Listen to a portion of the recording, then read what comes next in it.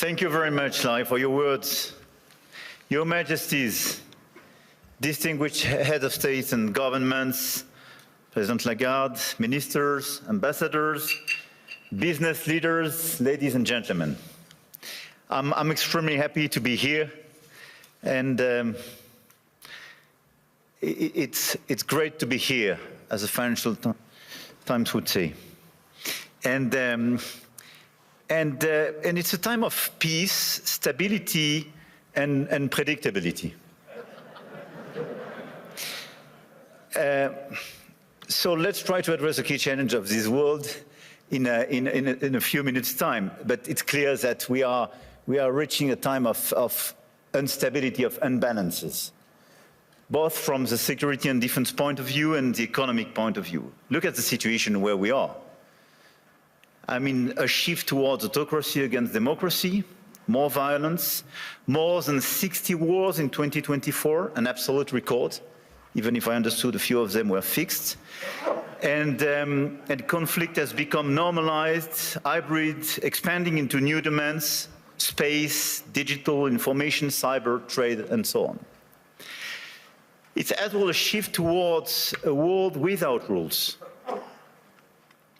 where international law is trampled underfoot, and where the only law that seems to matter is that of the strongest, and imperial ambitions are resurfacing.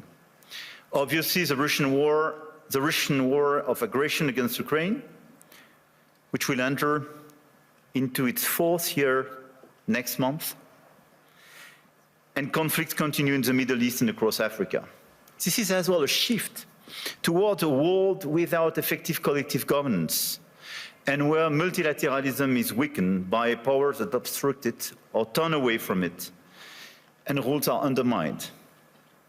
And I can multiply the examples of international bodies weakened or left by the key economies.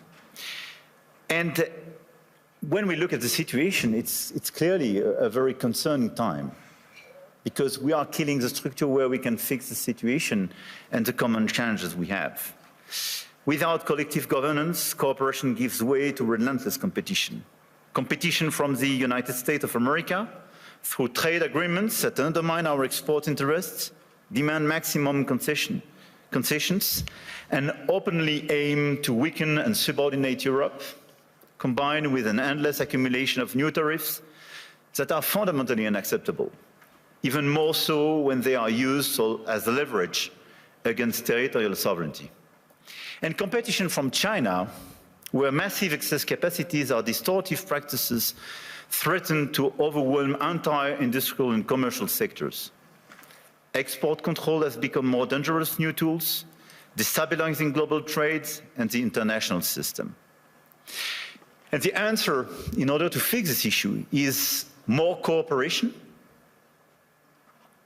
and building new approaches. And it's clearly building more economic sovereignty and strategic autonomy, especially for the Europeans, which is for me the core answer. In this context, I want to exclude 2 approaches. The first approach would be to, I would say, to passively accept the law of the strongest, leading to vassalization and bloc politics. I think accepting a sort of new colonial approach doesn't make sense. And all the head of state and government and business leaders, which would be too complacent with such an approach, will take a huge responsibility.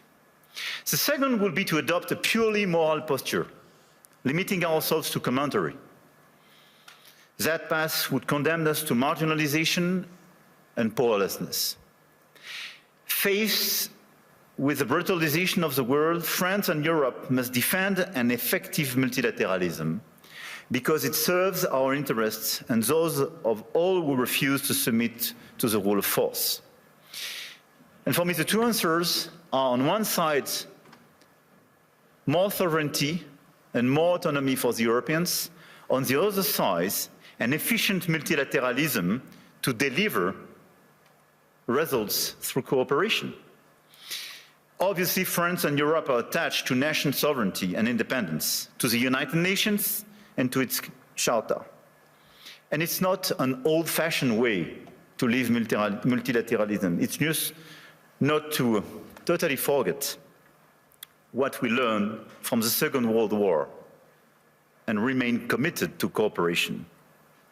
And this is also because of those principles that we have decided to join the mutual exercise in Greenland without threatening anyone, but just supporting an ally and another European country, Denmark. Facing this order and this new situation, this year France holds the G7 presidency with a clear ambition to restore the G7 as a forum for frank dialogue among major economies and for collective and cooperative solutions. Trade wars, protectionist escalation, races towards overproduction will only produce losers. This is why addressing global economic imbalances is our key priority. And if we look at the situation, the current imbalances are due to some key phenomena, and we all have to deliver our own agenda. This includes American overconsumption, Chinese underconsumption and overinvestment, and European underinvestment and lack of competitiveness. And these imbalances are also reflected in development gaps, by the way, and we can no longer settle for aid that neither delivers sufficient results nor enables countries to escape poverty. So our objective through the G7 is to demonstrate that the world's major powers are still capable of reaching a shared diagnosis of the global economy and committing to concrete actions. Cooperating is not about blaming others. It is about assuming one's share of responsibility and contributing to solutions. So the objective of this G7 will be to build this framework of cooperation in order to fix the roots of these imbalances and restore efficient convergence and cooperation through multilateral frameworks. And the other objective is as well to build bridges and more cooperations with the emerging countries, the BRICS and the G20, because the fragmentation of this world would not make sense. Here, this point is for, I would say, the global agenda and how our G7 agenda. On the other side, we have the European answer. And for me, Europe clearly has to fix its key issues: the lack of growth, the lack of GDP per capita growth, and the three pillars of our strategy in order to deliver more sovereignty, more efficiency, and more growth would be based on protection, simplification, and investment. Because the diagnosis is well known, European competitiveness still lags behind that of the US, and in the current global order, facing precisely the Chinese approach, we have to react. So first, protection. Protection doesn't mean protectionism. But today's Europeans are too naive. This is the unique market open to everybody without checking level playing field. Nobody can access the Chinese market as people are accessing the European market for sure. But even if you take the US and a lot of other countries, the level of protection does exist for investment and trade. And the Europeans are the only one not to protect their own companies and their own markets when the other countries doesn't respect level playing field. This is why we have to be much more realistic if we want to protect our chemical industry, our industry, from the automotive sectors to a lot of others, because they are being literally killed by the lack of respect of a normal framework and level playing field. Europe has very strong tools now, and we have to use them when we are not respected and when the rules of the game are not respected, by the way. The anti-coercion mechanism is a powerful instrument, and we should not hesitate to deploy it in today's tough environment. We must also advance the principle of European preference. There is a North American preference in your market. There is no European preference today. We are progressively creating it, and in the latest documents and decisions taken by the decisions, we do have the first examples of that, but this is extremely good. And we are currently aligning closely with Germany to deliver an ambitious and simple framework. And this is a decisive project, and I count on the European Commission to present a proposal as well by early 2026 with the highest possible level of ambition in order to deliver, I would say, across the different sectors, the principle of European preference. This is a necessity. We must act on imports as well regarding this protection issue. And in the context of escalating trade tensions and Asian overcapacities, Europe must strengthen its trade defense instruments, including mirror measures to enforce regulatory standards, and we must improve the quality and added value of foreign direct investments, targeting projects with strong export potential. And this is core for the rebalancing with China. China is welcome, but what we need is more Chinese foreign direct investment in Europe, in some key sectors to contribute to our growth, to transfer some technologies, and not just to export towards Europe some devices or products which sometimes don't have the same standards or are much more subsidized as the one being produced in Europe. It's not being protectionist, it's just restoring this level playing field and protecting our industry. So from safeguard clauses to mirror clauses to European preferences and incentives for more FDIs, this strategy is absolutely key. And in parallel, protecting our economies will also require a resilient strategy on both imports and exports to de-risk supply chains, particularly for raw materials, rare earths, semiconductors, chips, and to diversify our trade partners.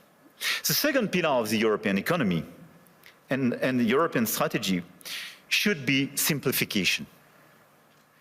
And when I speak about simplification, we started with CSRD, CS-DDD, and we have to do much more on different sectors, and we did it during the past few weeks on automotive, and we have to do it on chemical, digital, AI, banking, and so on. And the core of this simplification is sometimes to get rid of some recent regulations when they desynchronize in a certain way the European Union in comparison with the rest of the world.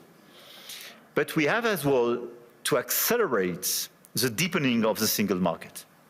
On all these sectors, the 450 million inhabitants and consumers market should be the domestic market of all the EU companies. It's not yet the case as long as you have complexities.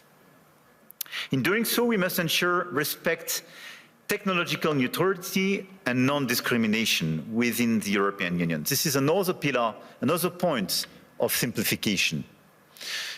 Neutral approach in terms of technology and non-discrimination. We discriminate during such a long time between the different sources of energies. It's counterproductive for the Europeans themselves. Companies have a role to play, and we must act, and you must act. And clearly, you must help identify and concretely help us to simplify where it is needed. But for me, this agenda of simplification is not a matter of discussion, but just implementation, speed and scale. The third pillar of the European strategy for more competitiveness and more autonomy is based on investment and innovation. We have to invest much more. If there is a GDP per capita so different between the US and Europe, 65% to 70% of the explanation is due to the difference in terms of innovation. And the US was much more innovative because of public and private investment. So in our budget for the months to come, because we will negotiate during the years, this year in Europe, we have to invest much more money in the critical sectors where the innovation will be made. AI, quantum, green tech, but as well defense and security. The size of our common budget is not the right one. We have to invest much more money in order to be much more credible and accelerate this innovation agenda. But at the same time, if you look at the situation, we don't have sufficient private investment. And this is one of the main differences. We do have the savings as the Europeans, much more than the US, by the way. But this saving is overinvested in bonds, and sometimes in equities, but outside Europe. So this is why the top priority should be securitization program.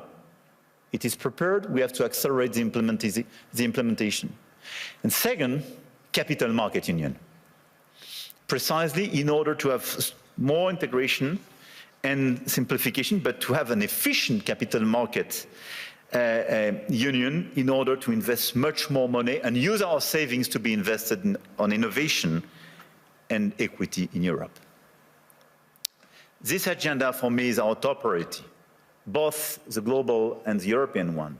And it is to be implemented in the months to come, because everything is about acceleration. And France is committed to deliver this agenda. We work very closely with our key partner.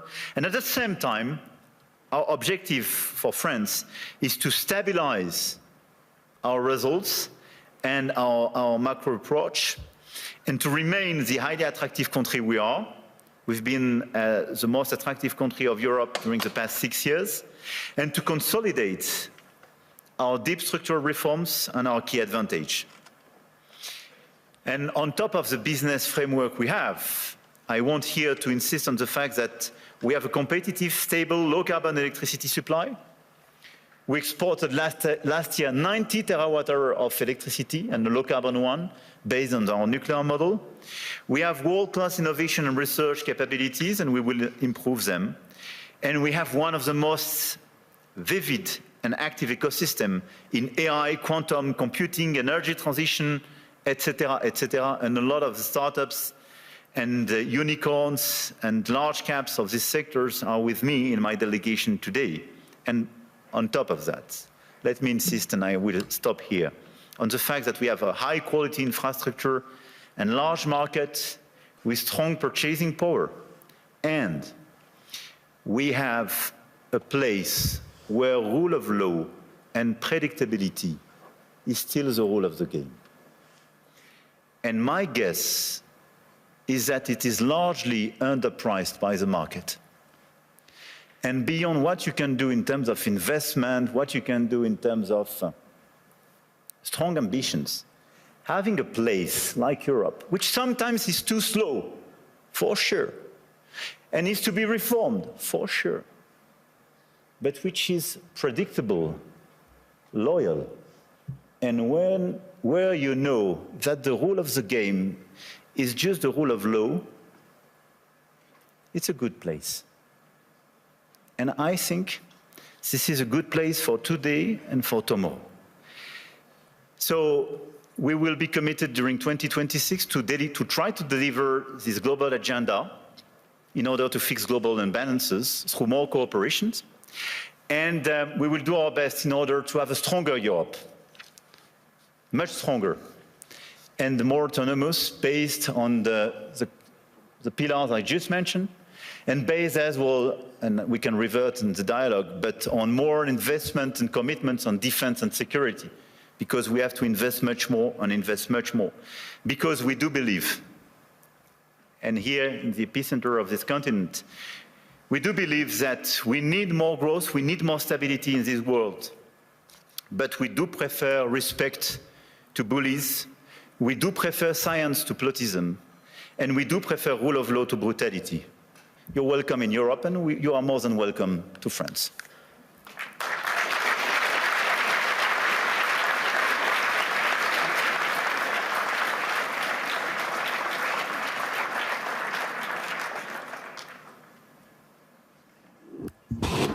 President, what I'd really like to ask you is, how's your last few days been? But importantly, though, you framed out an economic direction for France and for Europe. If you had to prioritize to transform France and Europe as fast as possible, you close saying, yes, we are slow, yes, but what can we do right now to really accelerate it, to broaden the economies across Europe, that we have more participants? Is there any one silver bullet that you could do to really accelerate that type of growth?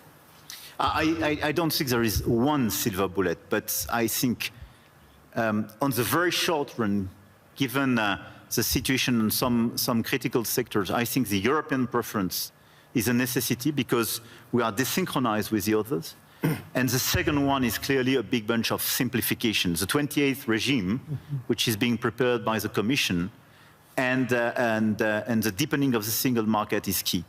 And this is why I insisted on capital market union. I think if we deliver European preference and capital market union, here are two game changers. Well, you know, I've been talking about the capital market union in Europe as one of the major hindrances compared to the US. And so, yes, but I do believe, as we witnessed starting last year, and we're starting to see it accelerate this year, you're starting to see more international flows coming back to Europe. And so that is beginning, and so I do believe that will accelerate. But in terms of priorities, if you had to tell the Commission, what should they be more swift in terms of transforming Europe faster, so it can compete with the US, compete with Europe, and exceed China and Europe, China and the US? Look, I think this is the discussion we have clearly with the Commission. We will have an informal summit in February focused on this topic.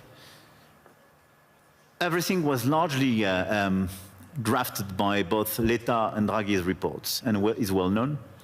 I think the difference is that Draghi was before China surpluses vis-à-vis Europe. I mean, we should not underestimate the fact that 2025, for the very first time, $1 trillion. Yeah, China has such a surplus vis-à-vis the rest of the world, 1/3 vis-à-vis the US, 1/3 Europe, 1/3 the rest of the world. But it was $1 trillion. It was bigger than any other time. Yeah, and for the first time, the deficit between Germany and China was a trade deficit for Germany.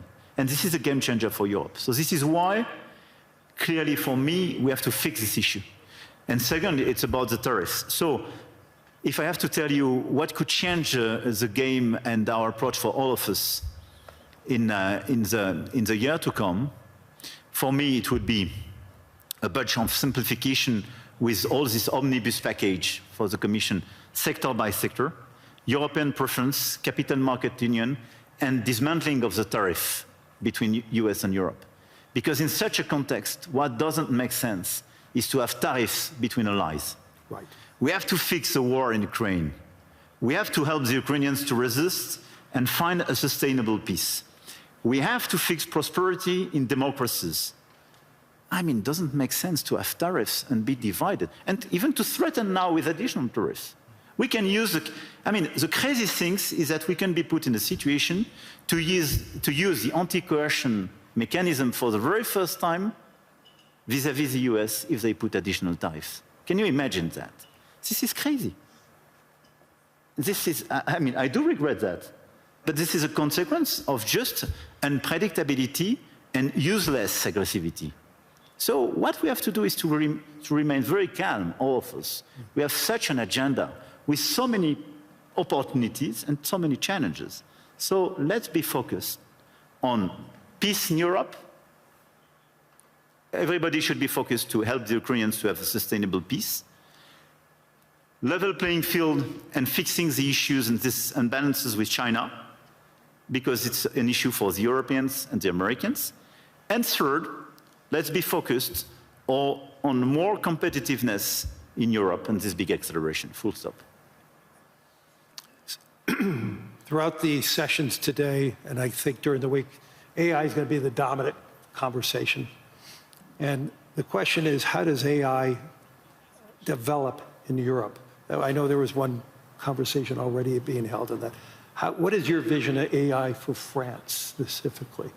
Look, we are a strong believer, and 1 year ago we organized this AI summit in Paris, and we are one of the most vibrant ecosystems in Europe. We really believe and we are committed on AI because we really think that this is a game changer, not just in terms of productivity precisely and growth, but I mean because this is a true revolution. We have assets in order to do so. You have a grid and you have power too. We have power, And a grid. And low carbon energy. Yeah. No need to have new, coal plants or oil production in order to deliver the capacities for AI. This is important. We have 90 terawatt-hour available for more AI activities. We have a national grid, super pilotable. Third, we have available capacities for more data centers and computing capacities. And we are delivering the agenda announced 1 year ago. So we are building these capacities, and Europe was lagging behind the US and others on this field. We have talents, very good data scientists, mathematicians, and so on, and we are increasing our training programs and our capacities, and we have several hubs being identified. And we have a critical ecosystem with LLM champions, but as well, we have a startup on AI and quantum, I don't forget them, which are extremely present in all these different fields. One of the best evidence of the attractiveness and this vibrant ecosystem is that Yann LeCun when he decided to leave Meta and set up his own company, established it in France a few weeks ago, which is for me a good evidence. Big win. A big win, and we will do our best to help him to work. This is a global company, yeah, but incorporated in France and established in France with these talents. So we have all these assets. But what is important for me now is to invest, to help all the startups and the companies in this sector to do much more and to increase, but to do my best in order to make sure that their domestic market is the EU market and not just the French one. Right. And when we speak about strengthening the single market, this is this point. And this is a game changer, because it means your domestic market is not just 68 million inhabitants, but 450 million. It's super important. And it's important for Europe to have that unified grid, which it does not have yet. Exactly. So, with the remaining time, is there any one message that you really want to push over the course of your remaining term that really will resonate, not just resonate for France, but resonate for the world? Look, I really believe that we are in these very challenging times, and you mentioned some of these challenges in your speech. I did in mind, and unhappily, we were even not totally complete. Mm-hmm.